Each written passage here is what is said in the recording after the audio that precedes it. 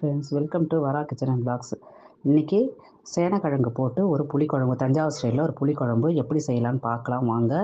அதுக்கு சேனக்கிழங்கை பொடியாக நறுக்கி வச்சுக்கணும். வெங்காயம் தக்காளியை சின்ன வெங்காயம் போட்டு அரிஞ்சு வச்சுக்கணும். புளியை உப்பு போட்டு கரைச்சி வச்சுக்கணும். விழுது அரைக்கிறதுக்கு தேங்காய், சோம்பு, தக்காளி, வெங்காயம் போட்டு ஒரு விழுது அரைச்சி வச்சுக்கணும். ஒரு எண்ணெய் சட்டி வச்சு அதில் நல்லெண்ணெய் ஊற்றி கடுகு, வெந்தயம் போட்டு நல்லா பொரிஞ்சதுக்கப்புறம் வெங்காயம் தக்காளியை போட்டு நல்லா இது மாதிரி வதக்கணுங்க. நல்லா வதங்கணும். நல்லா வதங்கினதுக்கப்புறம் நம்ம வீட்லேயே அரைச்ச குழம்பு மிளகாத்தூள் பாருங்கள். இப்போ நல்லா வதங்கணும். வதங்கினதுக்கப்புறம் வீட்லேயே அரைச்ச ஒரு குழம்பு மிளகாத்தூள் நம்ம ஒரு 3 ஸ்பூன் போட்டு நல்லா பச்சை வாசனை போகிற அளவுக்கு அதுலேயே எண்ணெயிலே நல்லா வதக்கிக்கணுங்க.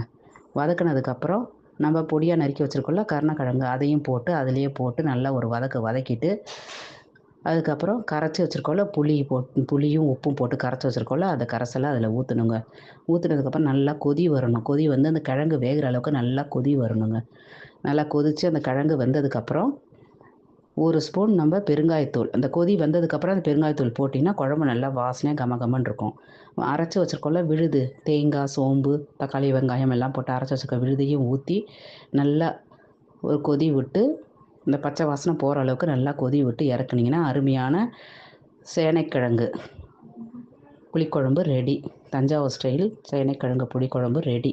அதுக்கு தொட்டுக்கொள்ள அருமையான காம்பினேஷன் துவரம்பருப்பு, மிளகாய், தேங்காய், கொஞ்சோண்டு பெருங்காயம், பூண்டு, உப்பு எல்லாத்தையும் வறுத்து சிறுபருப்பு ஒரு ஸ்பூன் போட்டு எல்லாத்தையும் வெறும் எண்ணெய் சட்டிலே போட்டு இது மாதிரி வறுத்துட்டு ஒரு தொகையில் அரைச்சிங்கன்னா பருப்பு துவையல் ரெடி. இதுக்கு தொட்டுக்கொள்ள அருமையான காம்பினேஷன். புளிக்குழம்புக்கும் அந்த பருப்பு துவையலுக்கும் அருமையான காம்பினேஷன். செஞ்சு பார்த்துட்டு எப்படி இருக்குன்னு சொல்லுங்கள்.